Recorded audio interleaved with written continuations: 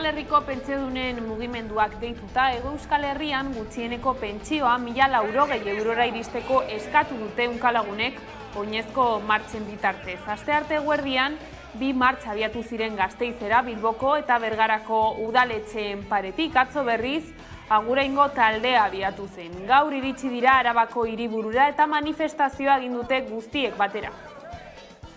Eskubidei bidea zabaltzen pentsio publiko duinak denonentzat lelopean, 1.080 ibilaldian murgilduta dago Euskal Herriko pentsiodunen mugimendua. Gasteizera iritsi dira ostegun honetan Bilbotik eta Bergaratik abiatutako blokeak.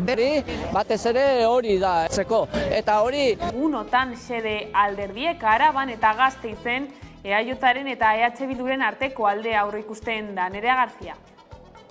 Hauteskunde kanpaina ostiral honetan amaituko da. 16 egunen ostean alderdiak hauteskunde gauaren zain izango dira. Azken egunotan EAJ, EH Bildu, PSE eta Elkarrekin Podemos alderdiek herritarrei euren botoa eskatu diete. Konpromisoak, proiektuak eta aldaketa izan dira gehien errepikatu dituzten hitzak. Hamarnaka lagun elkartu ziren atzo arratsaldean Ataunen abiadura handiko trenaren aurka, izan ere Lakuntzatik Ezkiora joan daitekeen korridorea egiteko zundaketa lanekin hasi dira Aralarren. Bigarren aukera bat ere bada mahai gainean, Iruñetik Gasteizera joango litzatekeena. Dakigunez eta publiko egin dutenez, 1.000.000 euroko aurrekontuarekin zundaketa ezberdinak daude garatzen, Lakuntzatik Ezkiora joango litzatekeen konexio hori egiteko, hori da publikoki esan dutena, baina beste alde batetikan badakigu, bai Arbizun, baita Arakilen eta Uharte Arakileko dermioetan ere badaudela zundaketak egin nahian, baina beste proposamenari dagokionez, ez? Iruña Gasteizekin konektatuko zukenarekin. Orduan uste dugu, zurruntasunarekin agian ere jokatzen daudela beste behin ere, eta naiz eta gauza bat esan, bagian bi proiektuak benetan garatzen ari direla edo ikerketa teknikoak egiten daudela bi norabide horietan. Senpereko eta inguruetako herritar kolektiboak elkarretaratzea egin dute etxe baten salmenta espekulatiboa salatzeko. Senpereen da etxea eta 1,3 milioi euroan dago salgai. Herritarrek kezka adierazi dute laborantza eta naturagunearekiko interes pribatu espekulatiboek ukaiten ahalko lituzketen interesez. Botere publikoen esasolakeria ere salatu dute.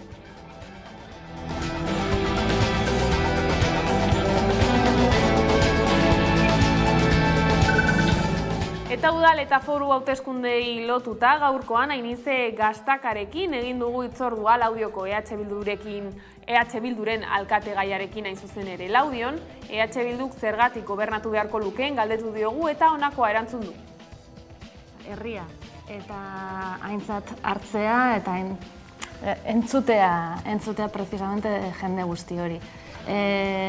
Gehiago da, guretzako garrantzitsuagoa da, jende guzti hori dagoena benetan bere eremu naturalean, espazio naturalean aktibatuta jarrai dezala, guk udaletik beraiek bultzatzea nolabait, guk gurea eta guk nahi dugun bezala egitea baino, ez? Herri bizia eta piztuta den herri bat, horrelako nortasun anitza izan behar du.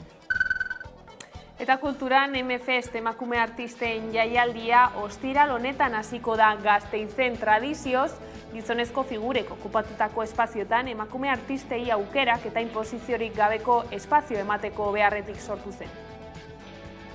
Goizetan ispilu parean arro irrie itean eme oldarkorretan negarrari beldurrik ez dioten gizonetan karminezko espainetan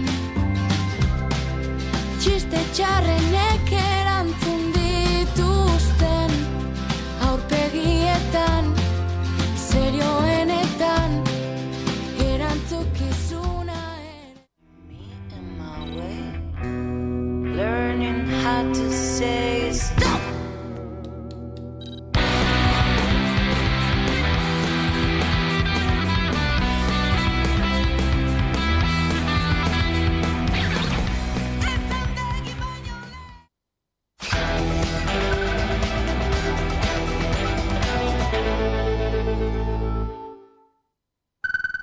Ongietorriak arratzaldean gaur albistegira. 1.080 euroko pentsioa exigitzeko beste urrats bat eman dute pentsiodunek. 3 eguneko martxa antolatu dute Aguraindik, Bilbotik eta Bergaratik. Ehunka pentsiodun kalera atera dira eta Gasteizen bat egin dute guztiek. Gasteizen bat egin dute ehunka pentsiodunek 3 eguneko martxa egin ostean. Astelenean Bilbotik eta Bergaratik abiatu ziren eta asteartean Aguraindik. Kilometroak bizkar gainean eta 5 urte borrokan eman ostean, Euskadiko pentsioen mugimenduak tinko jarraitzen du. Eta 1.080 euroko gutxieneko pentsioa ezarri arte ez duela etziko argi du. Arabako hiriburuan protesta egin dute 1.080 eurorainoko gutxieneko pentsioa Jaurlaritzak osatzea eskatzeko. Batez ere, oraingo honetan 1.080 eurora pentsioa osatzeko eskatzen diogu Eusko Jaurlaritzari eta Eusko Legebiltzarrari, batez ere hori da, ez da, une berean baita ere Nafarroakoari, ez da, hori da gaurko aldarri nagusiena. Hegoaldean, 1.080 euroko gutxieneko pentsioa berehala ezartzea aldarrikatzen dute. Hala, hilaren 29an Iruñan protesta egingo dute parlamentuaren atarian. Horrez gain, pentsiodunek nahi dute Espainiako Kongresuan ordezkaritza duten alderdiek pentsioen azken erreformaren lege proiektuaren eztabaida erabiltzea, erretiro adina berriro 75 urtetan jartzeko eta pentsioa osorik jasotzeko kotizatu beharreko urteak 15era jaisteko. Era berean, Espainiako gobernuari ere bai, gutxieneko pentsioa ezartzeko. Eta hori, Espainiako gobernuak egiten ez duen bitartean, Eusko Jaurlaritzari eta Nafarroakori eskatzen diogu. Ahal duelako eta bainera baliabideak badituelako horretarako. Eta igande honetan ospatuko diren udal eta foru hauteskundeen kanpaina bete-betean jarraitzen dute alderdiek. Gutxi geratzen da udalerri bakoitzan zein alderdik gobernatuko duen jakiteko eta hori nabaria da azken mezuetan. ELA eta LAB sindikatuek bi greba egun deitu dituzte maiatzaren 23an eta 24an Arabako adinduen egoitza pribatuetan eta etxebizitza komunitarioetan. Lehenengo greba egunean manifestazioa egin dute Gasteizen. Arabako lehen hitzarmenaren negoziazioan patronalen blokeoa salatu dute. Azaldu dutenez, urrian egin zituzten lehenengo manifestazioak eta grebak eta egoera aldatu ez denez, aldarrikapenak berriz kaleratzea erabaki dute. Nahi duguna da Arabako lehenengo hitzarmena eta bigarrena da Bizkaia eta Gipuzkoako ekiparazioa, ez? Azken finean langile hauek 1.782 ordu lan egiten dute, 1.000 eurogati eta Bizkaian 1.582 ordu 1.200 eurogatik. Ordune nahi duguna da haien ekiparazioa, ez? Osea, lan berdina, soldata eta baldintza berdina. Negoziazioa guztiz blokeatuta dago, guk etengabe aldatu dugu gure eskaera, gure plataforma, soldaten aldetik, eta bueno. Barkatu hori etzen behar genuen bideoa orain badaukagu.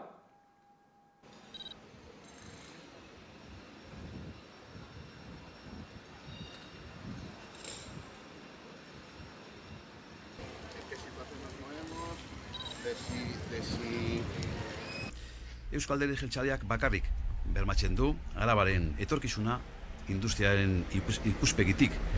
Eta Eusko Alderdi Jeltzaleak bakarrik du gure industriak aurrera egiteko moduko ibilbidea, esperientzia eta proiektua.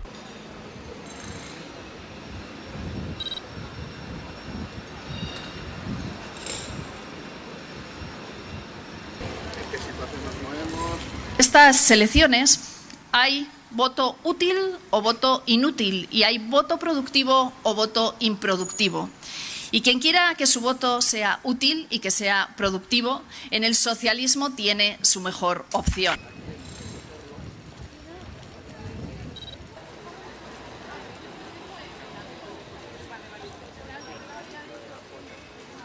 Eta bide horretan guk lurralde honetan konfiantza daukagu eta jauzi berri bat egitera goaz. Esperantzaren blokea garelako eta Araba eta Laudion gobernatzeko aukera bakarra gu gara.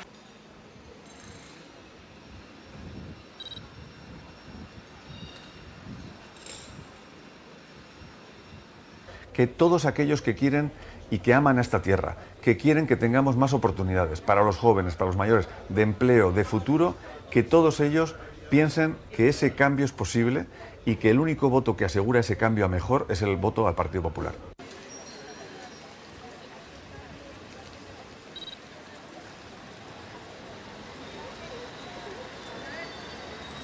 Por eso el próximo 28 de mayo tenemos que llenar de votos transformadores para vivir mejor, porque somos la única garantía para acabar con las políticas conservadoras y la mayoría absoluta del PNV y del PSE.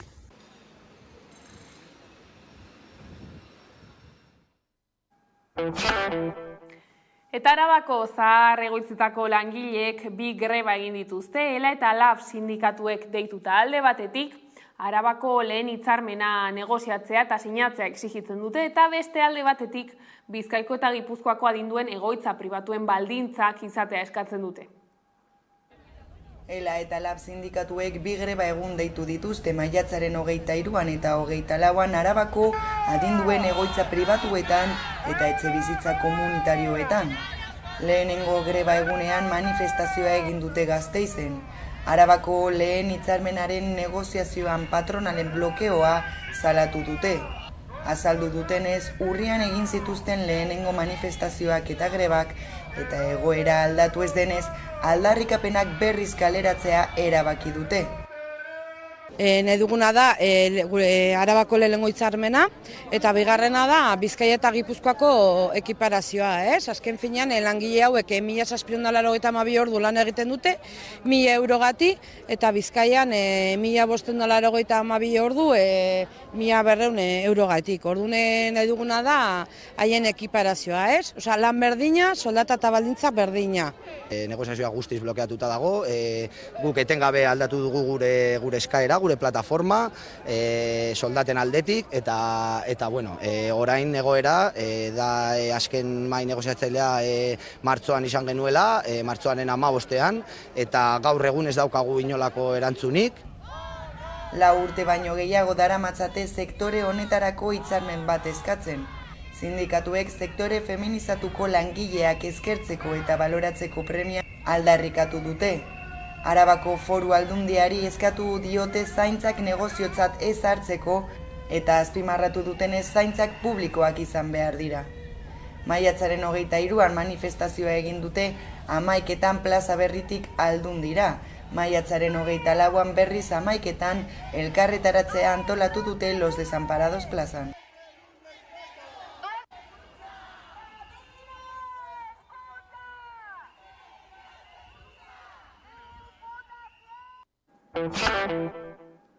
Gai zaldatuko dugu orain izan ere asteburuko euri jasen ondorioz, Gipuzkoako eta Nafarroako zenbait herrik hondamendi eremu izendatzeko eskatu dute. Euritek kaltetutako urumearen ibilguaren bidesarea ordea ez da hondamendi eremu izendatuko. Gipuzkoako Aldundiak baztertu egin du Urnieta, Hernani eta Ereñotzuren eskaera. Gipuzkoako Foru Aldundiak baztertu egin du Urumeako ibilguaren bidesarea hondamendi eremu izendatzea. Larun batean kalte handia jasan zituen inguruak ordu batzuetan izandako euri jasen ondorioz. 3 ordutan 252 litro metro kuadroko neurtu ziren. Hau da 2011ko uholdeetan 24 orduz erregistratutakoak baino 60 litro gehiago. Urumea Ibarreko errepidesarea normaltasunera itzultzeko jarduketa berrienak egin ondoren, Foru Gobernuak udal arduradunei jakinarazi die kalteak izan direla, baina kalteak ez direla hondamendi eremu baten eskerari erantzuteko bezain garrantzitsuak. Euriteen ondorioz ibaien urmaile igo egin zen eta lur jausiak izan ziren G 3410 errepidean, Hernani eta Goizueta lotzen dituen errepidean. Aldundiaren eskumena zen errepide hori istea, harik eta uraren mailak behera egin eta bidea berregokitzeko lanek bidea berriro ireki zuten arte. Hernaniko Fagoia Gauzoko bizilagun batek kontatu digu asteburuan bizitakoa.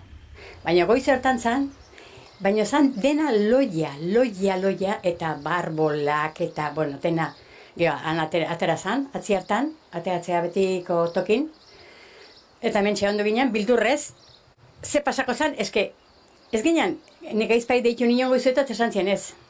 Hemen ondo dago. Baina bera nola goizian etortzean, goizeko 6, baina hemen zan aranoko aldi hortatikan, baldiakin botatze bazuen bezala menditikan. Baina kriston baldiak.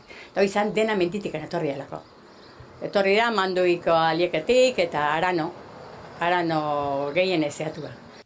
Gipuzkoako Aldundiak hondamendi inguru izendatzea baztertu badu ere, Urnietako eta Hernaniko alkatek Ereñotzuko ordezkariarekin batera, Eurijasek utzitako kalteen kalkulua egiten jarraitza adostu dute. Baserrietako jabeekin oraindik egiteke baitute. Baserrietan kalteak daude, baita mendietan ere. Mendipista batzuk desagertu egin dira lur-jausiaren ondorioz, eta kalteak oro har baloratu ondoren zer urrats eman behar diren erabakiko dute.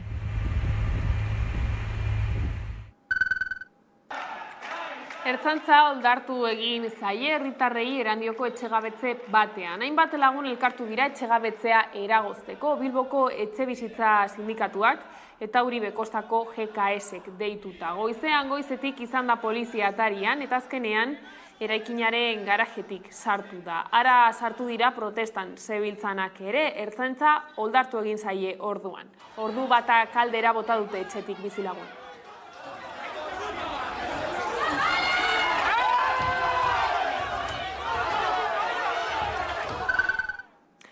Azparneko gaztetxeko kide baten aurka epaia ekainaren 22an ezagutuko da. 2021an Lapurdiko herrian etxe baten okupazioaren parte hartzea leporatzen diote gazteari. 8.000 euroko kalte ordainak eskatzen ditu jabearen abokatuak.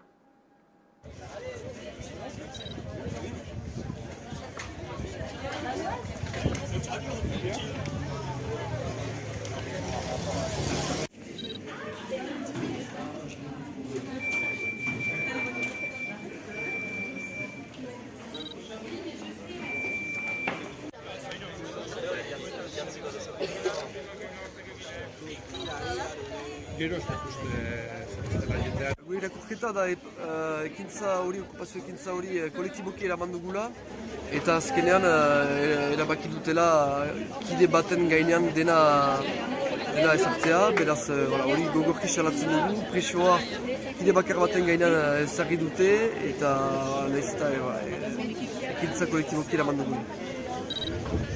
Okupazio horrek alere bazterrak mugiarazi zituen, azpimarratuko nuke alere sistemu hainitzukan ginuela errian ere, nahiz eta jende hainiz kontra izan, baina jendea oartu zen ere gure ekintza hainbatan zilegia zela eta gure helburua zela sinpleki Azparne biziaraztea.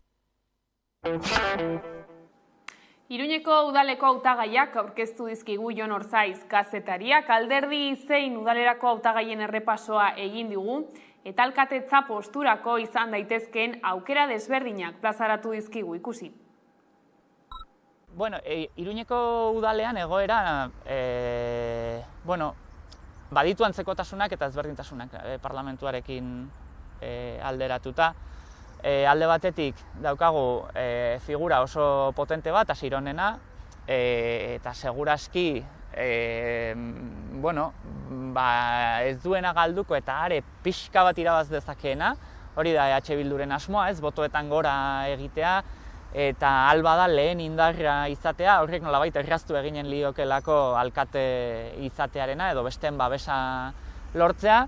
Beste alde batetik daukagu eskuina ez bakarrik zatituta baizik eta hautagai berri batekin, eta hautagai nahiko ez ezagun batekin, Kristina Ibarrola, orain arte parlamentari izan dena, baina benetan ez dena lehen lerroan egon, eta hortazupeneri kostatuko zaio, nolabait hori pertsona hori ezagutaraztea eta lehen lerroan jartzea. PP aldiz oso hautagai ezaguna aukeratu du, eta horrek kalte eginen dio segurazki UPN-eri. Baina ez dakigu, dont legea misteriotsua da, orduan ez dakigu bananduta kalte eginen dien, badirudi baietz, hori gertatu hori da, hori izan hori da ondorio nagusia, baina beste batzutan ez da alakorik gertatzen, eta ez dakigu benetan eskuineko boto emaileek zer hobetsiko duten. Pertsona ezagun bat, Adanero bezalako hautagai bat, Madrilen ibili dena, Nafarroako parlamentuan ere bai, eskarmentu luzea duena eta medioetan agertu dena ia egunero edo ia astero, edo betiko zerrendari botoa ematea. Orduan, bueno, pues hori airean egonen da. Eta PSN-ek hautagai berria aurkeztu du ere, Elmasaiz, ez du ahaztu behar, Elmasaizek ere baduela ibilbide bat, eta bueno, abertzaleen gandik ez dela oso hurbil egon inoiz, eta ez dirudi prest egonen denik bere botoak Joseba Sironi emateko, adibidez ez, kasua iritsiko balitz, baina seguraski hori ez da Iruñean erabakiko, gauza horiek historikoki gertatu den bezala Madrilen erabakitzen dira, eta bueno, ez dakigu horrek nola baldintza dezakeen horrek ere, ez?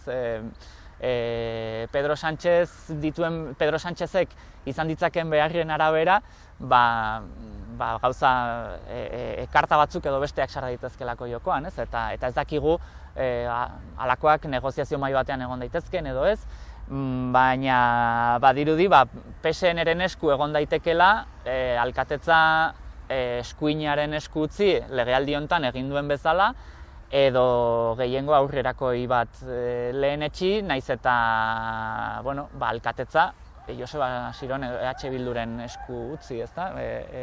Hori ere inkognita bat izanen da, eta kostako da, seguraski, erantzuna topatzea, ze esan dudan bezala, instituzio batzuk eta besteak solapatzen dira, agian tratu bat egon daiteke hor mai azpian, instituzio batean gertatzen denak eragina izan dezan bestean, eta nik jarriko zaitut honetan eta zuk beste honetan. Orduan, nik uste kostako dela, pazientzia beharko dela, eta seguraski hauteskunde gauan bertan ez, eta biharamunean ere ez dugu jakinen zeintzuk diren alkateak edo zeintzuk diren presidenteak, eta izanen dugula negoziazio luze bat aurretik. Bestalde, hezkuntzako bigarren grebaren ondoren LABek, Estilasek, Komisiones Obrerasek, ELAK eta UGTek manifestaziora dituzuten atzo Iruñean hezkuntza sailaren blokeoaren aurka eta datorren ikasturtean proposatutako hobekuntzak ezar daitezen eskatzeko. Hezkuntza arloko ikasturte honetako bigarren grebaren ondoren, LABek, Estilasek, Komisiones Obrerasek, ELAK eta UGTek deituta manifestazioa izan zen Iruñean.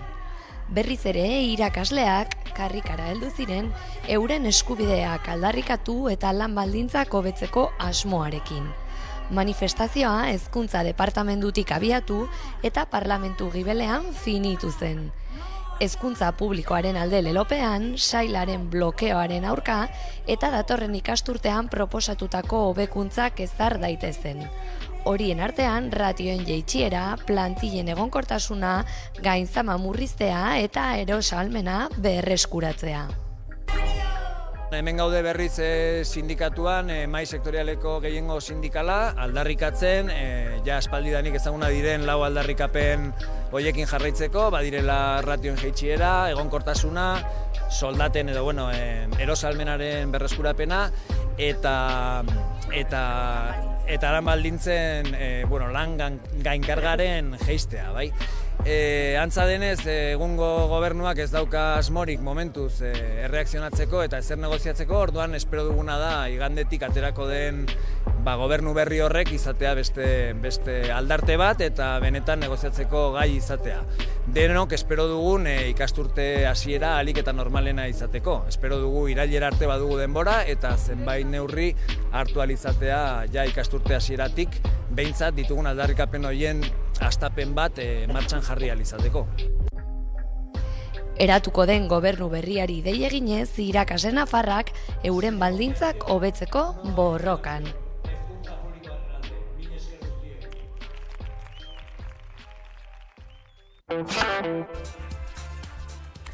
Tina Turner rock abeslaria hilda asteazken honetan bere etxean, Suitzan. 83 urte zituen eta gaixotasun luze baten ondorioz bere ahotsa betirako itzali da. 50 urte baino gehiago eman zituen eszenatokietan, 2013an erretiro hartu zuen arte 73 urterekin. 50ko hamarkadaren erdialdean hasi zuen bere ibilbide musikala, Aikan Turner bikote arrakastatsuarekin. Bakarlari gisa ere, arrakasta handia lortu zuen 1994ko Private Dancer albumarekin.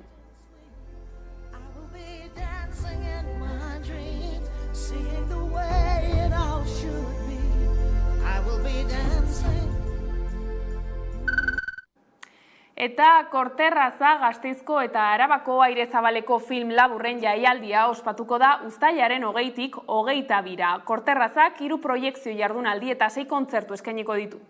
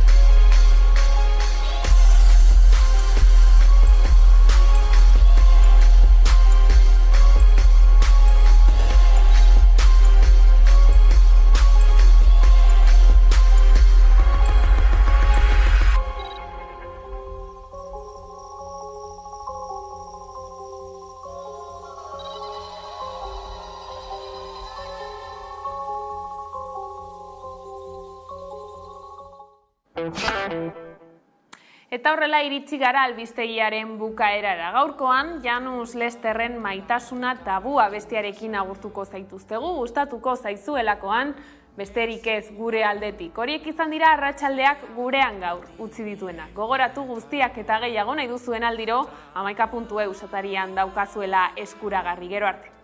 Zer esan sarez kanpo nagonean, ta bai banaiz, zer izan biok batera esnatzean, noiz bihurtu da maitasuna tabu, eizeak eramaten dituen hitz horietan, noiz bihurtu da maitasuna tabu, eizeak eramaten dituen hitz horietan, noiz bihurtu da kafe bat, musu bat, benetako begirada. Larrosaz, josiak, gure izara eta bularrak. Azkar bizi nahi, izateko nahi da behar dudan oro. Beldur banaiz, azkar egioan da dena galtzeko. Noiz bihurtu da maitasuna tabu, eizeak eramaten dituen hitz horietan, noiz bihurtu da maitasuna tabu, eizeak eramaten dituen hitz horietan, noiz bihurtu da.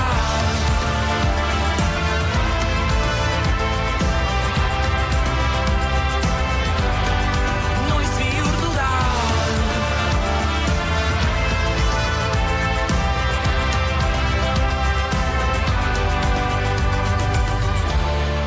Denbora airean, goitik bera gorputzean, gu biok bagara ordularian area, ta